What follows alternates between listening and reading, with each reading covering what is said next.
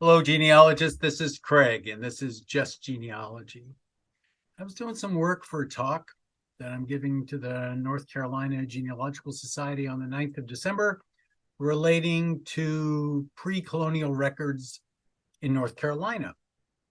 And as I was wandering through that, I realized something, and that relates to Murdy June Clark's book, Colonial Soldiers of the South.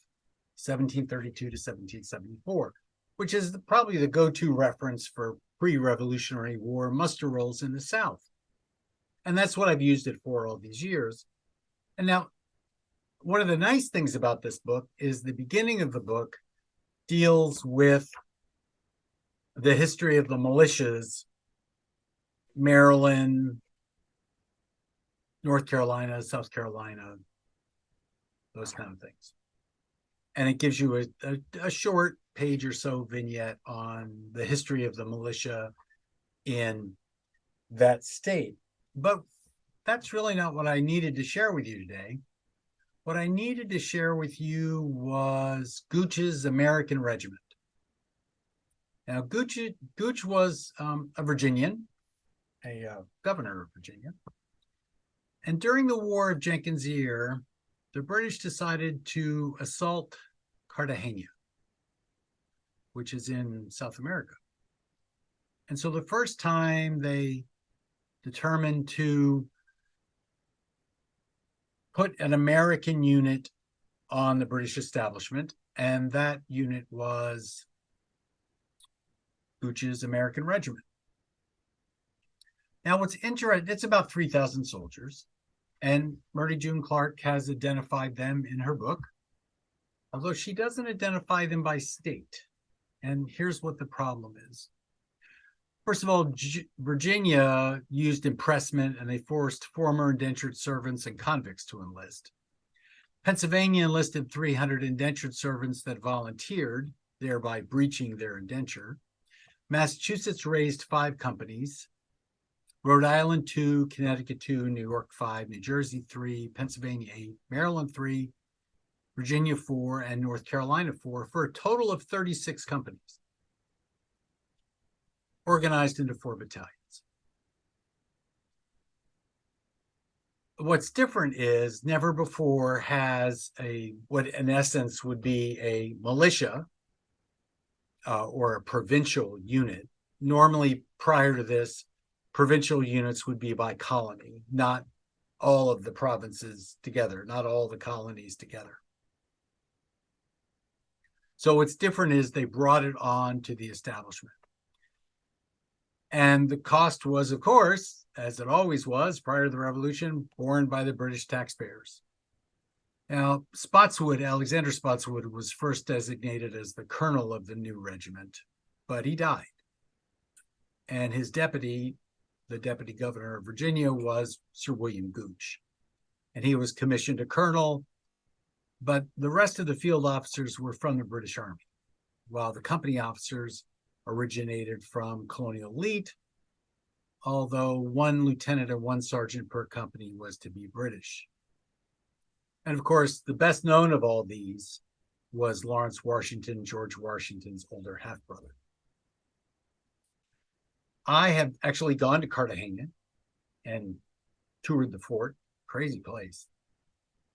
Enjoyed it very much. And I saw the problem because this is a situation where the British actually lost. And they went down there in November of 1740. And they met the British fleet, which was under Admiral Vernon.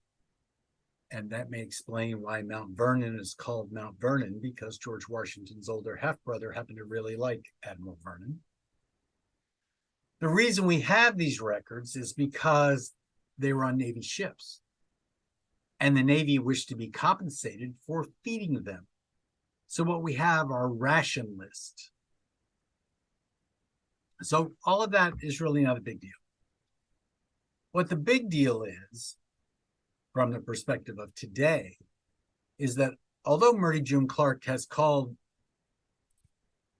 Gooch's American Regiment, gives you the impression because Gooch is the new governor of Virginia, that it may be a Virginia regiment. When you look at it, if you don't know any better, as I described those various colonial companies. So those colonial companies are also included in colonial soldiers of the South. So we have New York, Massachusetts, Rhode Island soldiers in Gooch's American Regiment that there were ration lists for. So the point I'm trying to make is that if you're researching a person from New York and you find him in colonial soldiers of the South, don't ignore him because he might be that guy from New York. It's pretty simple. By the way, this book is now out of print, and I don't know when it's coming back into print. Discussions with Genealogical Publishing Company haven't resolved that yet. However, it is available on Ancestry. So you can go and look on Ancestry because Colonial Soldiers of the South is on Ancestry. You can go look at Gooch's American Regiment, which is chapter 2 of this book. Chapter 1 is the Maryland militia, and again, the introduction deals with the individual militias. This is one of my go-to books for Revolutionary War research. And you might ask me, well, why? Well, serving as a colonial officer or as a colonial sergeant usually resulted in you being an officer in the Revolutionary War. Not always, but many times. And it might explain why that individual, your ancestor, is actually an officer. So this has been Craig. This has been Just Genealogy and talking about one of my favorite books, Colonial Soldiers of the South. Don't forget it's on Ancestry. Don't forget that just because Gooch's American Regiment appears to be by the name of the Colonel of Virginia Regiment, that it's actually from all of the colonies, so to speak. Not all of them, but most of them. Thank you so much, and I will see you tomorrow.